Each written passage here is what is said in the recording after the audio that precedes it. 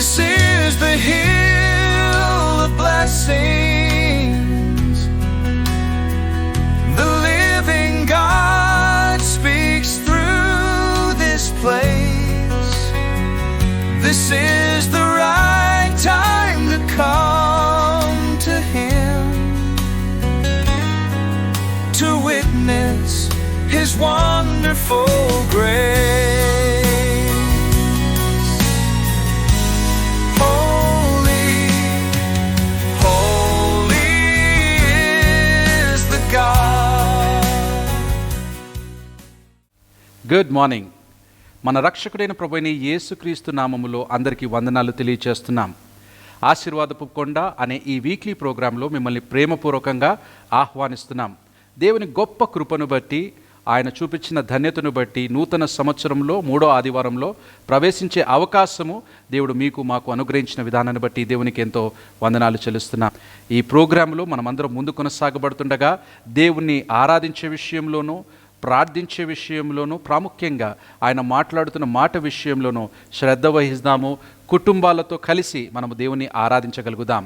ఈ పరిశుద్ధమైన దినములో మీరు కుటుంబంలో ఇంట్లో ఆరాధించుట ఎంత శ్రేష్టమో, మీ మందిరాలకు వెళ్ళి, మీ సంఘాలకు వెళ్ళి ఆరాధించటము అంతకంటే శ్రేష్టమైనది. కనుక ఈ పరిశుద్ధమైన దినములో దేవుని ఘనపరిచే వారంగా ఉందాము. ఈ రోజంతట్లో, ఈ వారం అంతట్లో, ముందున కాలం అంతట్లో దేవుని ఘనపరిచే వారంగా ఉండగలుగుదాం. ఈ సమయమున ఒక చక్కని స్తుతి గీతము పాడుతూ దేవుని ఘనపరుద్దాం.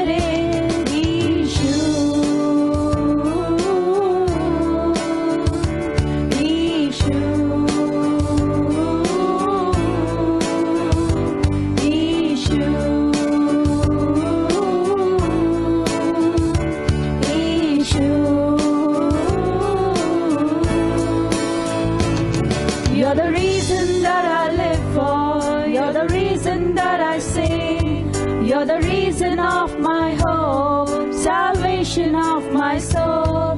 You're the reason that I live for. You're the reason that I sing. You're the reason of my hope, salvation of my soul. You're the reason that I live for. You're the reason that I sing. You're the reason of my hope, salvation of my soul. तू ही मेरी आशा, तू ही मेरा श्वास, तू ही ना होता तो मैं ना था. तू ही मेरी आशा,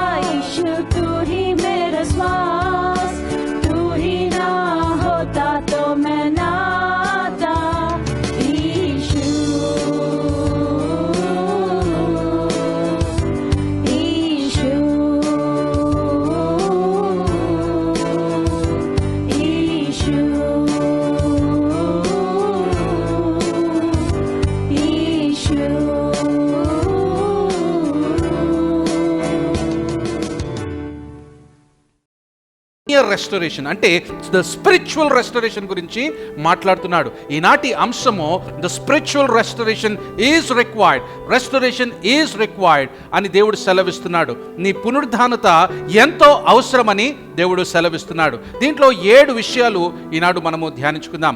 మొట్టమొదటి విషయం మనం చూసినట్లయితే రెస్టరేషన్ ఆఫ్టర్ సఫరింగ్, పునరుద్ధరింపబడుట. అంటే నువ్వు పాత స్థితిగతుల్లో ఎంతో బాధపడుతున్నావు, ఈ స్థితిగతుల్లో ఎంతో బాధపడుతున్నావు, సంతోషంలో ఎట్టి రీతిగా నడిపింపజేస్తాడో అది మనం చదువుకోగలుగుతాం. మరి గత వారంలో మరి నా పాత ఫొటోస్ కదా, గూగుల్లో పాత ఫొటోస్ మనకు కనిపిస్తాయి. ఎంతమంది చూస్తారు? పాత ఫొటోస్ చూసినప్పుడు సంతోషం వేస్తుందా? ఎంతమందికి వేస్తుంది సంతోషము? ఆ టైంలో నేను ఇట్లుండేవాడినా, ఇట్లుండేదాన్నా అని కనిపిస్తుంది కదా. అయితే నేను పాత ఫొటోస్లో 2014 ఫోటోలో 10 సంవత్సరాల క్రితంలో ఒక ఫోటో చూశాను. మేము క్యాన్సర్ హాస్పిటల్లో, అంటే ఎంజేఎం హాస్పిటల్లో, మనకి నీలవరం హాస్పిటల్ పక్కన కనిపిస్తుంది. అక్కడ మేము మా కంపెనీ తరఫున పిల్లల దగ్గర వెళ్ళేవారం. అయితే ఒక సాక్ష్యం నాకు గుర్తొచ్చింది. ఆ సాక్ష్యం మీకు పంచుకుంటాను. ఆ సాక్ష్యంతో నేను ఆరంభిస్తాను. వాళ్ళ జీవితము చక్కగా సాఫీగా వెళ్తుంది. సాఫీగా వెళ్ళడం అంటే ఎంతో చక్కని కుటుంబము. వీళ్ళ భర్త గురించి మాట్లాడుతున్నా, ఒక వ్యక్తి గురించి మాట్లాడుతున్నాను. ఆ భర్త చక్కగా ఉద్యోగం చేసుకుంటున్నాడు, సంపాదిస్తున్నాడు, చక్కని పిల్లలు ఉన్నారు, 2 చక్కని పిల్లలు ఉన్నారు, తన భార్య ఉంది, ఉద్యోగంలో చక్కని ఉత్తీర్ణత వస్తుంది, సంపాదిస్తున్నాడు. ఒక డే సడన్గా డాక్టర్స్ టెస్ట్ కోసం వెళ్ళినప్పుడు ఆ డాక్టర్స్ అన్నాడు, నువ్వు 100 రోజుల కన్నా ఎక్కువ బతకవు అన్నాడు. 100 రోజుల కంటే నువ్వు ఎక్కువ బతకవు అన్నాడు. ఆ 100 రోజుల్లో ఏం జరిగిందంటే ఆయన కోలన్ క్యాన్సర్ అంటారు, అంటే ప్యాంక్రియస్ దగ్గర ఆ క్యాన్సర్, మరి ఇంటెస్టైన్ దగ్గర ఆ క్యాన్సర్ ఉంటుంది. ఆ క్యాన్సర్, కోలన్ క్యాన్సర్ ఉంది ఆయనకి. ఉన్నప్పుడు గొంతు దగ్గర నుంచి స్టార్ట్ అయింది. గొంతు దగ్గర ఆపరేషన్ అయింది.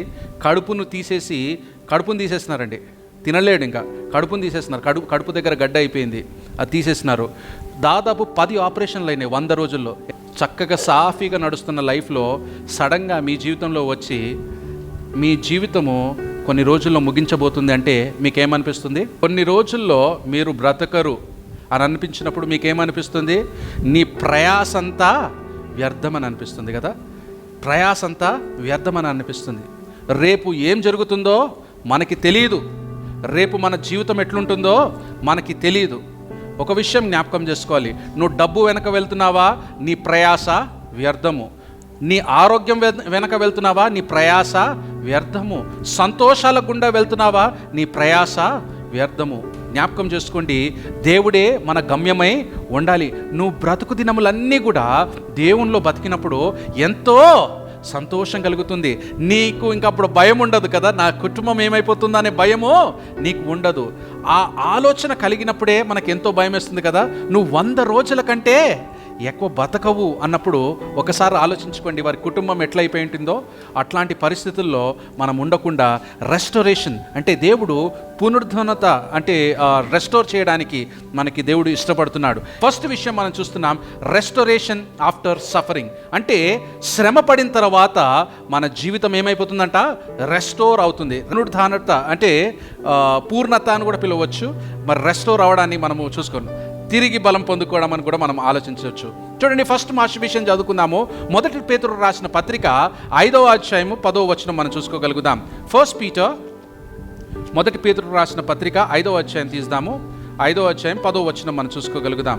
తన సత్య మహిమకు క్రీస్తునందు మిమ్మును పిలిచిన సర్వ కృపానిధియగు దేవుడు కొంచెము కాలము మీరు శ్రమ పడిన పిమ్మట తానే మిమ్మును పూర్ణులుగా చేసి స్థిరపరిచి బలపరచును అనే మాట రాయబడి ఉంది. ఏం చేస్తున్నాడంట దేవుడు? కొంతకాలము మీరు శ్రమ పడిన పిమ్మట తానే మిమ్మును ఏం చేస్తున్నాడు? పూర్ణులుగా చేసి స్థిరపరిచి బలపరచును అని రాయబడి ఉంది. కొంతమందిని అడిగితే మా జీవితకాలం అంతా శ్రమనండి అంటారు. అవునా? నేను పుట్టిన దగ్గర నుంచే నాకు శ్రమలు ఉన్నాయండి అంటారు. కానీ దేవుడు సెలవిస్తున్నాడు, ఎంతకాలం అంటే శ్రమ మనకి? ఎంతకాలము? కొంతకాలమే. అవునా? కొంతకాలమే మనము శ్రమ పడతాము. నీ బ్రతుకు దినములన్నిట్లో కూడా నీకు శ్రమ ఉందా? ఆ శ్రమ ఎంతకాలం ఉంటుందంట? కొంతకాలమే. మన శ్రమలు కొంతకాలమే ఉంటాయని దేవుడు సెలవిస్తున్నాడు. మరి నన్ను ప్రశ్న అడగవచ్చు కదా, కొంతమంది పిల్లల్ని చూసినప్పుడు చిన్న వయసు నుంచే జబ్బుతో ఉంటారా? ఎంతమంది చూస్తారు మీరు అట్లా? చూసినారా, చిన్న వయసు నుంచే జబ్బుతో ఉంటారు. కొంతమంది కుటుంబ కష్టాలు, ఎట్లాంటి కష్టాలంటే ఆర్థిక ఇబ్బందులు పోవు. వారు చిన్న వయసు నుంచే చూసుకుంటూ దారిద్ర్యంలోనే పెరిగి వస్తున్నారు. మరి వారి శ్రమలు కొంచెంకాలమే అంటున్నారు కదండి, మరి వారి జీవితాలు ఎందుకు అలా ఉన్నాయి? కొంతమంది చూసుకుంటే ఆకస్మిక మరణాలు. ఎట్లాంటి మరణాలంట, తెలియకుండానే చనిపోతుంటారు. వారి కుటుంబాలలో మిగిలించి భయంకరమైన శోధనలో, వేదనలో ఆ కుటుంబాలు ఉంటాయి. మరి శ్రమ కొంతకాలమే అంటున్నారు కదండి, మరి దేవుడు ఈ శ్రమ కొంతకాలమే అంటున్నాడు కదా, ఎందుకు అంటున్నాడండి అని మీరు నన్ను ప్రశ్న వేయచ్చు. మీకు వచ్చింది ఆ ప్రశ్న ఎప్పుడైనా? ఇతరులను చూసినప్పుడు, అనారోగ్య స్థితిలో చూసినప్పుడు, గుడ్డివారిని చూసినప్పుడు, చెవిటివారిని చూసినప్పుడు, భయంకరమైన పరిస్థితుల్లో ఉన్న వారిని చూసినప్పుడు అట్లాంటి ప్రశ్న వచ్చిందా? ఎంతమందికి వచ్చింది? దిక్కులేని వారు రోడ్డు మీద అడుక్కుంటున్న సమయంలో దేవుడు ఉన్నాడా అనే ఆలోచన ఎంతమందికి వచ్చిందా? వారి పరిస్థితులు బాలేనప్పుడు కదా. మరి నేను ఇంకొక దృశ్యం చెప్తాను, జాగ్రత్తగా వినండి. కుటుంబం అంతా ప్రయాణమే వెళ్తున్నారు, కుటుంబం అంతా చనిపోయింది, ఒక చిన్న పాప మాత్రమే మిగిలింది. ఆ పాప పరిస్థితిని ఆలోచించినప్పుడు ఏమనిపిస్తుంది? దేవుడు నిజంగా ఉన్నాడా అనే ఆలోచన కలుగుతుందా? అట్లాంటి భయంకరమైన పరిస్థితులు మన జీవితాల్లో ఉన్నప్పుడు దేవుడు నిజంగా ఉన్నాడా అనే ఆలోచన మనకి కలుగుతుంది. అయితే దేవుడు సెలవిస్తున్న మాట జాగ్రత్తగా వినండి. దేవుడు అంటున్నాడు కదా, కొంచెము కాలము మీరు శ్రమపడిన పిమ్మట అంటున్నాడు. ఎంతకాలము? కొంచెము కాలము మీరు శ్రమపడిన పిమ్మట. ఈ శ్రమలు ఎందుకు వస్తాయి అంటే 2 ప్రధానమైన కారణాలు. ఒక కారణము ఏంటిదంటే పాపము అనే కారణము. ఒక కారణం ఏంటిది? పాపము అనే కారణము. రెండవ కారణం ఏంటిది?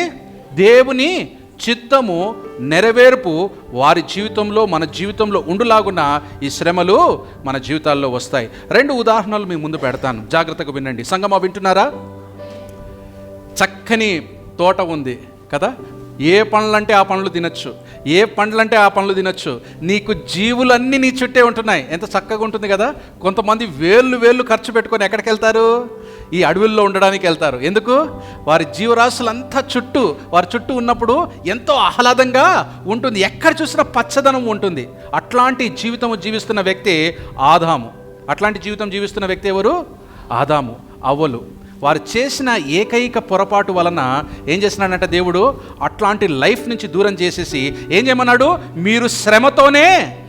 నువ్వు శ్రమతోనే కుమారుని కంటావు, పిల్లల్ని కంటావు, నువ్వు శ్రమతోనే ఆహారము సంపాదించుకుంటావు అన్నాడు. ఎందుకు వచ్చింది ఈ శ్రమ? వారు పాపము చేసిన విషయం బట్టి వారికి ఏం కలిగిందంట? శ్రమ వచ్చింది. ఇది మొదటి ఉదాహరణ కదా. పాపము చేయటం వలన మన జీవితంలో ఏమొస్తుంది? శ్రమ వస్తుంది. నువ్వు పాపం చేస్తున్నావా?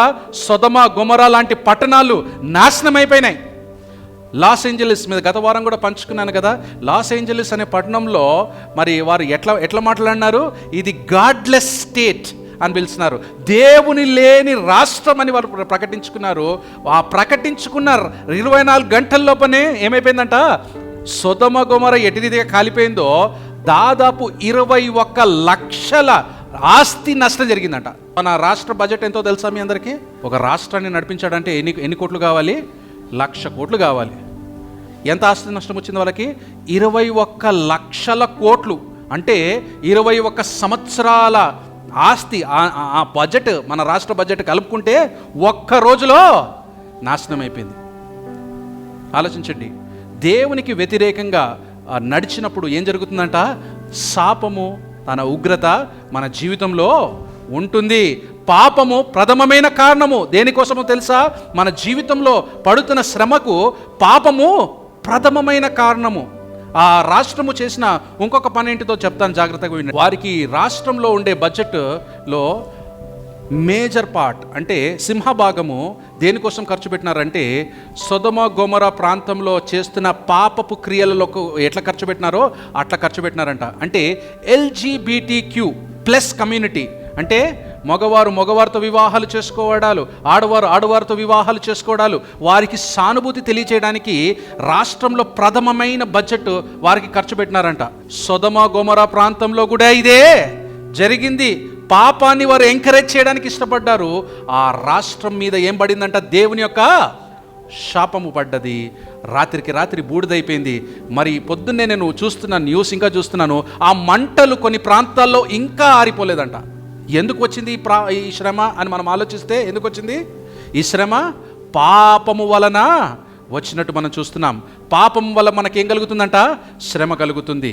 రెండవదిగా మనం చూసినట్లయితే దేవుని చిత్తానుకూలంగా శ్రమ కలుగుతుంది. దేనివల్ల కలుగుతుందంట?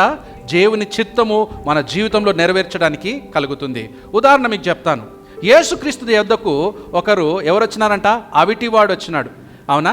అవిటివాడు వచ్చినప్పుడు ఎందుకు ఈయన అవిటితనంతో ఉన్నాడు అని ప్రశ్న వేసినప్పుడు ఈయన ఎంత భయంకరమైన పాపం చేస్తున్నాడో అని వారందరూ అనుకుంటున్న సమయంలో మనం కూడా అనుకుంటాం కదా, ఒకరిని చూసినప్పుడు వీరి తల్లిదండ్రులు ఏం పాపం చేస్తున్నారో వీరి జీవితం అంతా ఇట్లా ఉంది, మా పితరులు ఏం శాపం చేస్తున్నారో వీరి జీవితం ఇట్లుంది అని అనుకుంటాం కదా. అలానే వారు శిష్యులు అనుకుంటున్నారంట. జాగ్రత్తగా వినండి సంగమా. అయితే యేసు ప్రభు అంటున్న మాట, దేవుని చిత్తము ఈయన జీవితంలో నెరవేర్చడానికి ఈయనకేం కలిగిందట? అట్టి అవిటితనము వచ్చిందని దేవుడు సెలవిస్తున్నాడు. దేవుని చిత్తము ఆయన జీవితంలో నెరవేర్చబడడానికి ఏమొచ్చిందట? అట్టి అవిటితనము వచ్చినట్టు మనం చూస్తున్నాం. శ్రమలు ఎందుకు వస్తున్నాయి? ప్రథమముగా పాపముతో వస్తుంది. రెండవదిగా దేవుని చిత్తము నెరవేర్పు మన జీవితంలో ఉండడానికి వస్తుందని మనం చూడగలుగుతున్నాం. అయితే దేవుని చిత్తము నిజంగా మన జీవితంలో నెరవేర్చబడుతుందా? దేవుడు అంటున్నాడు, మీ జీవితంలో కలుగుతున్న శ్రమ ఏ శ్రమైనా కావచ్చు, అది ఆర్థిక ఇబ్బందులు కావచ్చు, కుటుంబ కలహాలు కావచ్చు, అనారోగ్య స్థితి కావచ్చు, ఏ స్థితిగతి ఉన్నా సరే అది ఎంతకాలం అంట? కొంతకాలమే అని దేవుడు సెలవిస్తున్నాడు. ఇంకొక మాట మనం చదువుకుందాం చూడండి. రోమీయులకు రాసిన పత్రిక 5వ అధ్యాయం 3-4 వచనాల్లో మనం ఒక మాట రాయబడి ఉంది. రోమీయులకు రాసిన పత్రిక 5వ అధ్యాయం 3-4 వచనాలు మనం చూసుకోగలుగుదాం. 3-4 వచనాలు మనం చూసుకోగలుగుదాం. అంతేకాదు శ్రమ ఓర్పును, ఓర్పు పరీక్షను, పరీక్ష నిరీక్షణను కలుగచేయునని ఎరిగి శ్రమలయందు అతిశయపడుదుము. అంటే ఓపిక. అవునా? శ్రమ ఏం చేస్తుందంట? ఓర్పునిస్తుంది. ఓర్పు ఏం చేస్తుందంట? పరీక్ష పెడుతుంది. అవునా? పరీక్ష పెడుతుంది. పరీక్ష ఏం చేస్తుందంట? నిరీక్షణ వేస్తుందంట. పరీక్ష ఏం చేస్తుంది? నిరీక్షణ కదా. ఇవన్నీ కలగజేసేది ఎవరు? దేవుడే. ఏం చేస్తున్నాడంట? ఎంతకాలం ఉంచుతున్నాడు మీ జీవితంలో శ్రమ? కొంతకాలమే. ఈ శ్రమలను ఉన్నప్పుడు ఓర్పుతో ఉంటున్నావా? ఓర్పు దేనికోసం ఉందంట? పరీక్ష కోసం ఉందంట. ఓర్పు దేనికోసం ఉంది? మనము పరీక్షలో నెగ్గాలంటే ఏం కావాలి? ఆ ఓర్పు కావాలి. వింటున్నారా సంగమ? గట్టిగా ఆమేన్. మీరు ఎప్పుడైనా రన్నర్స్ని చూసినారా? నా వైపు చూడండి. ఎంతమంది పరుగు పందాల్లో చూసారు? పరుగు పందాలు చూస్తారు? చేతులెత్తండి చూస్తాము. దేవునికి స్తోత్రం. క్రికెట్ ఎంతమంది చూస్తారు? చేతులెత్తండి. చూస్తారా? అమ్మగారికి అస్సలు ఇష్టం లేదు క్రికెట్లో. అందరికన్నా బోరింగ్ ఫార్మాట్ చెప్పండి. అబ్బా, అందరు చెప్తారు కదా. ఏ ఫార్మాట్ అండి? ఎందుకు అసలు క్రికెట్ అంటేనే టెస్ట్ ఫార్మాట్ అంటారు. ఎందుకు? వాడు ఎంత బాల్ వేస్తే వాడు ఎంత ఆపుతాడో, ఎంత మెల్లి కొడతాడో, అక్కడ దెబ్బ కొట్టడం కాదు, ఎంత ఓర్పుతో నించొని ఆడతారో, ఎంత ఓర్పుతో వాడిని అవుట్ చేయగలుగుతాడో దాన్నే పరీక్షగా చూస్తారు. అందుకే దాన్ని టెస్ట్ క్రికెట్ అంటారు. అంటే ఏం చేస్తుందంట? నీ ఓర్పును, సహనాన్ని, నీ స్టామినాని, నీ ఆలోచనను అదేం చేస్తుందంట? పరీక్షిస్తుంది. వింటున్నారు సంగమ? గట్టిగా ఆమేన్. నువ్వు ఎంత ఓర్పుతో ఆడతావో అంత చక్కగా గెలుస్తావు. వారు శ్రమలో, మీ పరుగు పందాల్లో కూడా చూడండి, ఉరికే వారు మరి షార్ట్ రన్నింగ్లో ఫాస్ట్గా ఉరుకుతారు. లాంగ్ రన్నింగ్ చేసేవారు ఎట్లా ఉరుకుతారు? నిదానంగా ఉరుకుతారు.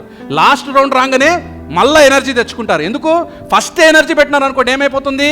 వారిలో ఉన్న ఎనర్జీ అంతా పోతుంది. ఓర్పు అట్లాంటిదే, శ్రమ అట్లాంటిదే. నువ్వు శ్రమలో ఉన్నప్పుడు ఏం చేయాలంట? ఓర్పుతో, ఓపికతో పరుగు పందెంలో ఉండాలి. ఆ పరుగు పందెంలో నీ పరీక్ష ఎట్లా ఉంటుందంట? కాళ్ళు నొస్తున్నాయా, నా శరీరం బలహీనపడుతుందా అనేది కాదు. నువ్వు ఆ పరీక్షలో నెగ్గుతున్నప్పుడు ఇంకొక మాట ఇక్కడ రాయబడింది. ఏమని రాయబడింది? పరీక్ష ఏం చేస్తుందంట? నిరీక్షణ ఇస్తుంది. ఏ నిరీక్షణ? నువ్వు ఈ శ్రమ ఎందుకు పడుతున్నావు? దేవుడు నా జీవితంలో గొప్ప విషయం అనుగ్రహించబోతున్నాడనే నిరీక్షణ, దేవుడు గొప్ప కార్యం చేయబోతున్నాడనే నిరీక్షణ నీకు కలుగుతుంది. అందుకే అంటున్నాడు కదా, నీవు రెస్టోర్ అవ్వాలి అంటే దేంట్లో రెస్టోర్ అవ్వాలంట? ఈ సఫరింగ్ అంటే కష్టములో. దేవుడు ఏం చేస్తున్నాడంట? నువ్వు ఎంతైతే కష్టపడుతున్నావో దేవుడు ఏం చేస్తున్నాడంట? అది పూర్ణముగా అది తిరిగి తీసుకొని రావడానికి ఆయన ఇష్టపడుతున్నాడు. నీ శ్రమ వ్యర్థం కాదు. నువ్వు శ్రమలో ఉన్నావా? దేవునికి స్తోత్రము. ఎందుకో తెలుసా? దేవుడు ఆ శ్రమ మన జీవితంలో అనుగ్రహించినాడు, అనుమతించినాడు. ఈ శ్రమలో ఉన్నప్పుడు ఓపికతో ఓర్పుతో దేవుని తట్టు తిరుగుతూ వెళ్తున్నప్పుడు మన జీవితం ఏమైపోతుందంట, రెండంతల రెస్టరేషన్ దేవుడు మనకు అనుగ్రహించడానికి ఇష్టపడుతున్నాడు. ప్రార్థన చేసుకుందామండి. మా ప్రేమగల తండ్రి, జీవం గల నాయన, మీకెంతో వందనాలు చెల్లిస్తున్నామయ్యా. గొప్ప దేవా, ఆశ్చర్యకరుడా, అద్భుతకరుడా, ఆలోచనకర్త, సమాధానకర్తకు అధిపతి, నిత్యుడకు దేవా, మీకే మహిమా ప్రభావాలు మేము అర్పిస్తున్నాం. గడిచిన సమయంలో కాలమంతట్లో కూడా మీ గొప్ప కృపా దయాకిరీటము మా పట్ల చూపించి ఇంతవరకు క్షేమకరంగా నడిపింపచేసిన దేవాది దేవా, మీకెంతో వందనాలు చెల్లిస్తున్నాం. నీకు ఒక నెట్టు అవసరం అని దేవుడు మీరు నాకు సెలవిస్తున్నారయ్యా, మా అందరితో సెలవిస్తున్నారయ్యా. ఆ నెట్టు మాకు ఎంతో అవసరమయ్యా, పుష్ మాకు ఎంతో అవసరమయ్యా. ప్రార్థన చేసుకోమంటున్నారు, మీ వాక్యాన్ని గ్రహించమంటున్నారు, మమ్మల్ని మేము మీ వాక్యంలో సెలవిస్తున్నారయ్యా. మిమ్మల్ని మీ అందు కనిపెట్టమని మీరు సెలవిస్తున్నారయ్యా. ఇవన్నీ అంశాలు మా జీవితంలో లేక మేము వెనకబడే వారంగా ఉంటున్నామయ్యా. మీ సహాయం మేము కోరుతున్నామయ్యా. ఎటు రీతిగా మేము బలపడాలో మాకు నేర్పించండి అయ్యా. మా ఆత్మల్లో మీ కార్యం జరిగింపచేయండి. ప్రార్థన శక్తిని మాకు నేర్పించండి. ప్రార్థన చేసే విధానం మాకు నేర్పించండి అయ్యా. ఎటు రీతిగా మేము ప్రార్థన చేసుకోవాలో మాకు నేర్పిస్తారని నమ్ముచున్నాం. మీ చిత్తాన్ని గ్రహించే శక్తిని మాకు దయచేయండి అయ్యా. అటు జ్ఞానాన్ని, అటు మనస్సును మాకు అనుగ్రహించండి. ప్రాముఖ్యంగా నైనా తండ్రి ప్రభా, మమ్మల్ని మేము సమర్పించుకునే అవకాశం మీరు దయచేయండి. మా హృదయాలను, మా ఆత్మలను, మా క్రియలను, మా స్థితిగతులను ప్రతీది కూడా మీకు సమర్పించుకునే అవకాశం మీరు దయచేయండి అయ్యా. ఎప్పుడైతే మమ్మల్ని మేము సమర్పించుకుంటామో మీరు గొప్ప కార్యాలు మా జీవితంలో జరుగుతాయని మీ వాక్యం సెలవిస్తుంది అయ్యా. మీ అందు నిలకడగా కనిపెడుతూ నైనా మిమ్మల్ని గట్టిగా పట్టుకోమని మీరు వాక్యం సెలవిస్తున్నారయ్యా. ఆలస్యము చేసేవారు కాదయ్యా, ఖచ్చితంగా మా జీవితంలో మీరు నెరవేర్చేవారుగా ఉంటున్నారు. అట్టి విశ్వాసంతో మమ్మల్ని నడిపింపచేయండి, మమ్మల్ని బలపరచండి. ఈనాడు విన్న వాక్యము అపవాది దొంగలించకుండా మా హృదయాల్లో మేము బదిలపరుచుకునే అవకాశం మీరు మాకు దయచేస్తారని నమ్ముచున్నాం. ప్రాముఖ్యంగా నైనా తండ్రి, మా బిడలు అనేకులు చింత యావత్తు అంతా కూడా నైనా చింతల్లో ఉంటుండగా, దిగుల్లో ఉంటుండగా, అవునైనా అనేక శోధనలో పడిపోయి ఉంటుండగా వారెంతో ప్రార్థన కొరకు ఎదురు చూస్తున్నారయ్యా. వారి గురించి మేము ప్రార్థన చేస్తున్నామయ్యా. అనేకులు అనారోగ్య స్థితుల్లో ఉంటున్నారు, భయంకరమైన పరిస్థితుల్లో ఉంటున్నారు నాయన. పక్షవాయు వ్యాధితో బాధపడుతున్నారు, ఫిట్స్తో బాధపడుతున్నారు, అవునైనా తండ్రి ప్రభా, మరి జ్వరాలతో బాధపడుతున్నారు, భయంకరమైన ఆర్థరైటిస్ ప్రాబ్లమ్స్తో బాధపడుతున్నారు, దీర్ఘకాలిక రోగాలతో బాధపడుతున్నారు నాయనా తండ్రి ప్రభా. బీపీ, షుగర్, హార్ట్ అటాక్ ప్రాబ్లమ్స్తో బాధపడుతున్నారు. భయంకరమైన పరిస్థితుల్లో అనేకులు ఉంటున్నారు, మరణ పడకల్లో అనేకులు ఉంటున్నారయ్యా. వారందరినీ మీ చేతులకు అప్పగిస్తున్నానైనా, వారి స్థితిగతులను మీ చేతులకు అప్పగిస్తున్నానయ్యా. స్వస్థ ప్రదాత, సంపూర్ణమైన స్వస్థత కార్యం మా బిడ్డల జీవితంలో జరిగింపచేయండి.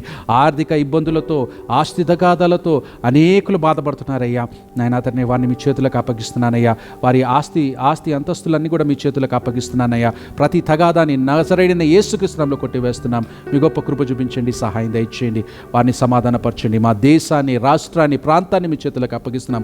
సుభిక్షంగా ఉండే అవకాశం మీరు దయచేయండి నాయన. బర్త్డే సెలబ్రేట్ చేసుకున్న బిడ్డలను, యానివర్సరీ సెలబ్రేట్ చేసుకున్న బిడ్డలను మీ కృపా దయాకిరీటం వారికి దయచేస్తారని నమ్ముచున్నాం నాయన. ఇంతవరకు మాతో తోడేడుగా ఉన్న దేవా, మీకే ఎంతో వందనాలు చెల్లిస్తున్నాం.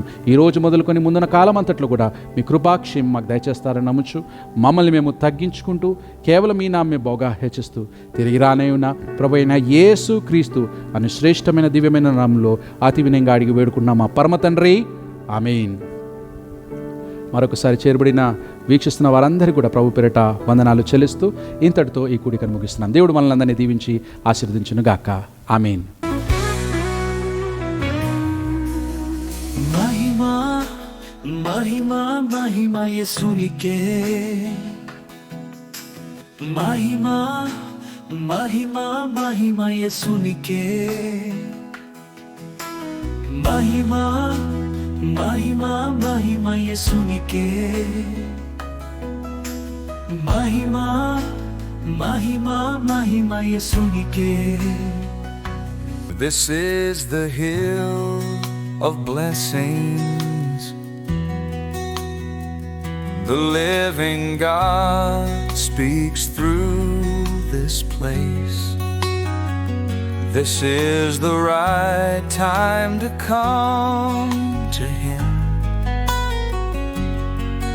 to witness His wonderful grace.